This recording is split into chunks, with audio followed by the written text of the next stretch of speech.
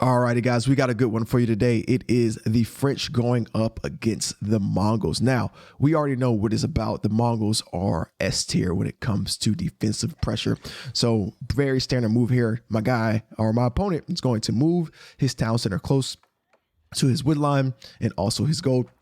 And then he's going to just start trying to get some wood so he can come over to my base and start hitting me with that tower pressure. Now, let me talk about what I'm doing right now. First things first is I'm trying to get my second scout out. I kind of misclicked here because I was going with my normal flow, but you see I do get my second scout out. Important thing for these two scouts right now, and if you can get three, but I found two to be working well for me. This doesn't completely stop the tower rush, but it will slow down and maybe force your opponent to try to go fast castle. First thing I want to do is find my second gold mine. If you have a front facing gold mine here, more than likely he's going to tower here and probably also try to tower your wood line. But since my wood line is close to my town center, I'm not too worried. This is probably the most vulnerable spot in my base right now because we do have that front facing gold. Since I have that front facing gold, I want to do two things. One scout, find my second gold mine that I could possibly use, and then another scout, find his base. Now I want to know where his town center is, where his civs are set up, and what he's mining to let me know how fast or slow I can play this. If he already has his Uvu out on stone, I know I have to be extremely aggressive. If not, I know I can be a little more passive here. So my scout did do his job. He went and got us 2 sheep. That's going to give us a little bit more time to stay as close to our TC as possible. My opponent more than likely shift clicked these guys just around my base. So he probably just highlighted them and shift clicked them around just to give him time to try to kill us with his con. But we're not worried about that con there. A super weak opponent. I'm going to start bringing my second scout back over to help out. I didn't find his base, unfortunately. So we kind of took an L there. I don't know if he's moved his town center closer to my base or if he's along his wood line. But since we could kind of flip back over here, we know that he's in a safe space. He's still kind of in his wood line in his own spawn base. So we'll click back over to my view. You see we're doing a really good job getting up on these people. We're going to focus on one civ at a time right now. Try to get her down. This just makes it a lot longer, or it prolongs that tower, right? If we can get one person down versus having 2 people build on the tower, it really helps us out. In the meantime, we've been mining our gold. Took a slight L here because we didn't finish our mine, but what we're gonna do is split up our scouts here. So we get the con down. Went ahead, put some people into the TC to get that con down, and then we're gonna go ahead and try to finish her off. Now you'll see that he did build spearmen. He started his barrack. He started building spearmen, which again is going to take those resources from him, that 60 food, 20 wood, and he's just basically doing that to come help this lady out. So again, we're not completely stopping the tower rush, but we are prolonging it, forcing him to use resources that he doesn't want to use. We'll get 2 scouts out here. We'll try to mix up the spearmen here, try to get him to attack our civs, try to get him to attack our horsemen. Probably a misclick here.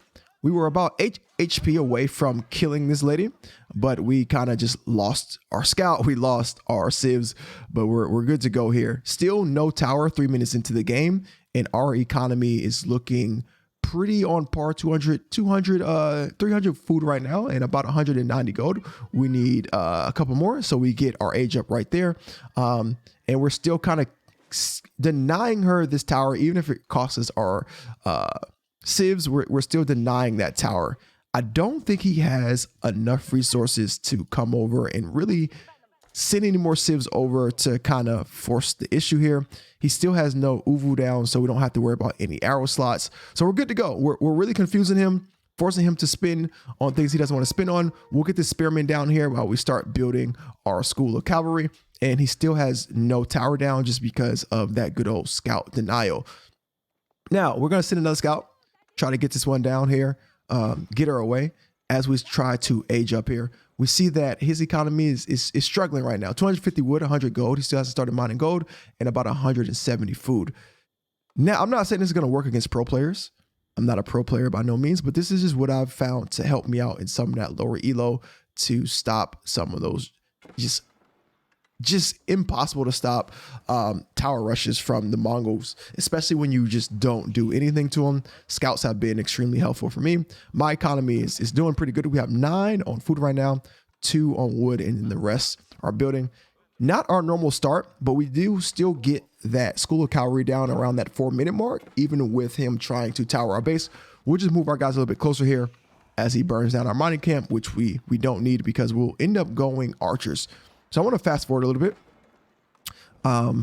Pretty standard here. We're gonna get food. We'll get our wood down. School of Cavalry comes up. We're gonna move these guys closer to the actual town center and start gathering wood. I already know that these guys are just going to be for scouts and for a few horsemen, so we can burn down his towers that he's going to eventually set up. And then the rest of my guys, I know I want to do archers. I want to get my archers out as soon as possible. So here we have our second golden mine. We get some guys down here. We're going to start mining. Somehow, no idea how, guy must have a sixth sense or something.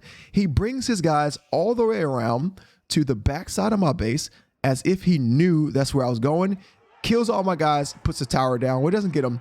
We do get them in time to run them away, but it does get a tower down. Now I want to show you guys that for those who are unfamiliar with how the Mongol towers work, they have a enormous, just OP sightline. You'll see that this tower basically shows all of my base, the front side of my base, and this tower is basically going to open up the entire back side of my base. You'll see that he can see from my food patch on my berry bush all the way to my School of Cavalry here. So you have to get these things down. They give way too much insight on what you're doing, what you're like, just everything. So you can see both of my gold mines here. So I am at a bit of a crunch. I need a gold mine that will allow me to safely mine without him knowing that I'm mining gold. And if I can do that, I can also assume that he has no idea what resources I'm gathering, so I'll be straight.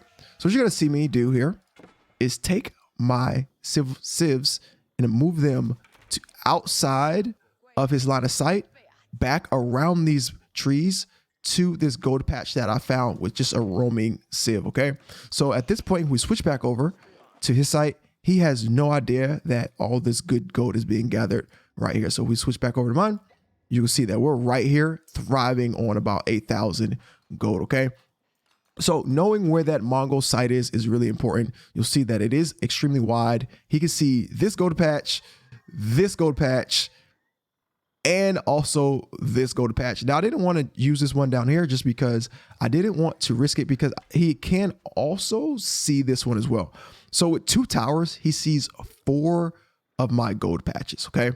Which will make it extremely hard to age up. He'll know exactly where to attack you, and you cannot defend. Well, you can try, but it's gonna be really hard to defend 4 different spots on the field. So finding that 3rd spot where his towers can't find was extremely important and beneficial to me, because we have about, right now we have about 8 people working with more people coming up. We'll get all 10 of these guys up here nice and safe.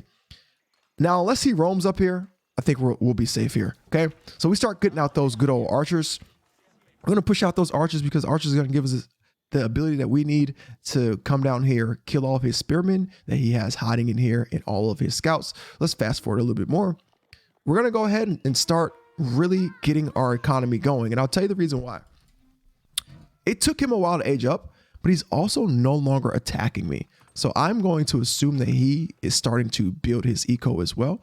When you kind of deny that tower rush from a Mongol player, they're more likely going to attempt a fast castle.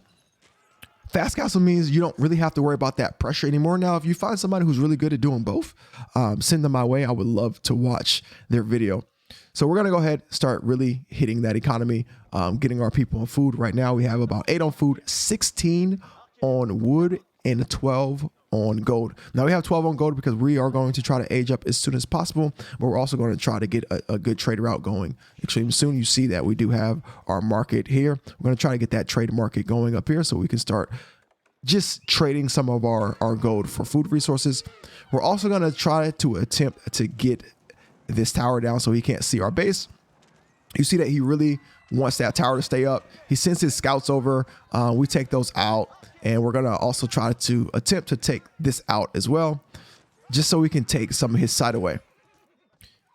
He really basically only has this, and you see that as soon as we start making our way over there, he kind of made his way down to come kill us. But this is a really good tell here. Not saying this guy is amazing, but just saying it's a really good tell that we're attacking his tower and he sends in his Khan and scouts, which to me means he's probably out of spearmen, or he's moved his spearmen back to protect his base. And you'll see that he is basically out of an army here. So if you want to go attack, this would be a really good time to go attack, but we're going to fall back and try to continue to push our score a lot higher than his. Right now we're at 1300 and he's at 1134.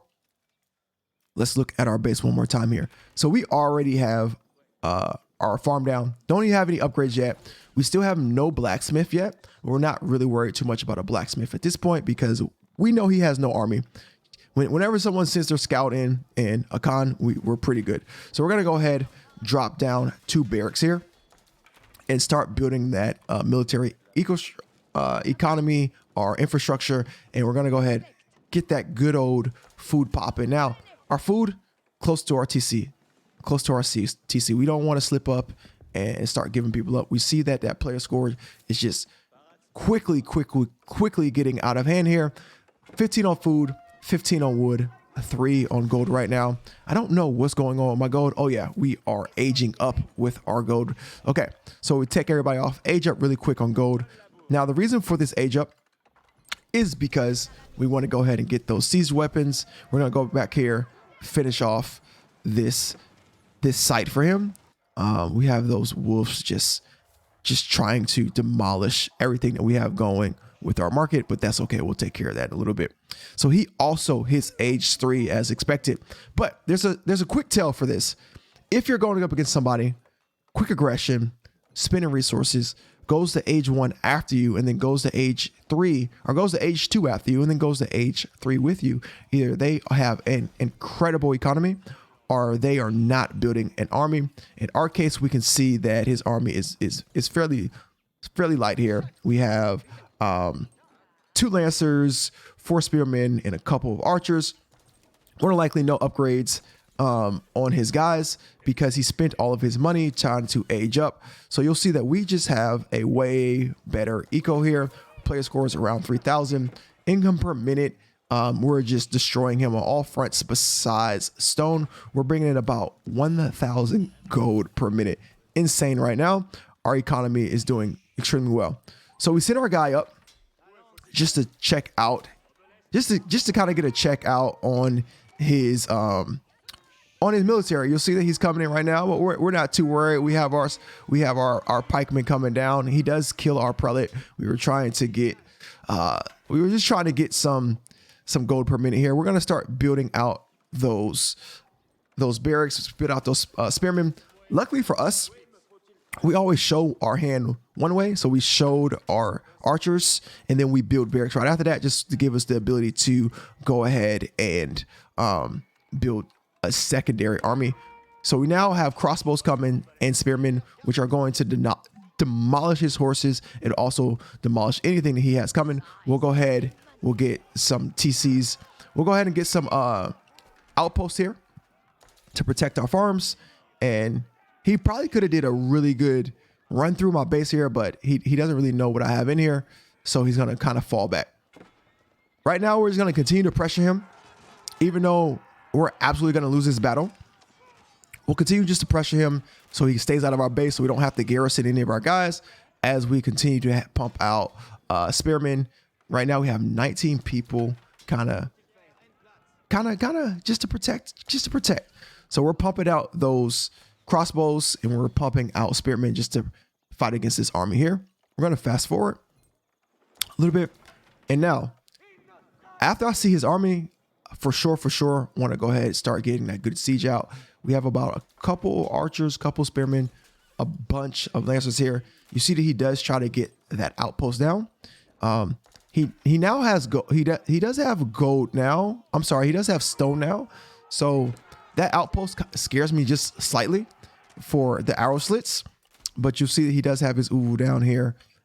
I do think his economy is starting to catch up to ours, but I'm not too worried just because we do have just a significant lead on player score. I think we can handle these lancers here with our crossbows. So we'll look back at our side. We have about 9 of our English crossbows here. I have no idea how to say that, so please don't ask me how to say that. It has a lot of symbols above the letters, and that's not my forte. So we keep driving him out of our base. I'm going to assume he's going to try to make his way around here soon, so I'm just going to be prepared for that. You'll see that I'm going to start getting my knights out as well, just because they just fare a lot better against his lancers. We have a few people just kind of chilling, but here we go. This is what I want to show you guys. Siege starts dropping right now, and once we start pushing that siege out, it's going to be over after that. Now, we do want to kind of come get this relic here just for future case and start dropping down some houses. Start dropping down our good old mangonels are coming, and we also pick up our relic with our monk. Now, I know what you're probably thinking. I'm going to drop this into the religious building here, the monastery, but we're not. We're actually going to use this defensively because he has a lot of melee style infantry, which basically means that he needs to be close. So what we're going to do is get a nice battle going here, and then we're going to bring our mangonels, and we're just going to see if we can convert any of his guys and make them run away. So you'll see that we'll get his infantry up. We'll hide our monk in there somewhere, and we're just going to go ahead, get our monk right in the middle, right out of harm's way. We're moving him around. I do think he may get killed here, but we're going to just, yep, he does kill the monk. He goes down, but it does give us a little bit of extra time to start just focusing down on his defenders. Our mangonels are here. No idea what this guy is doing here. We need to get him back here, set that up. But look at that. We demolish that military, just destroy it. We are now about twice up in player score, and we're just moving and grooving here.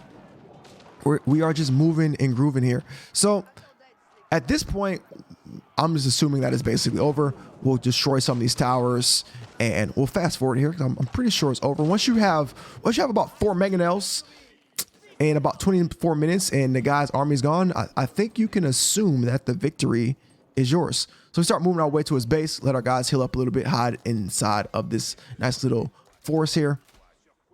Really get some men-at-arms coming out for his crossbows, or I mean not crossbows, but for his archers. And after that, everything is basically it's a wrap.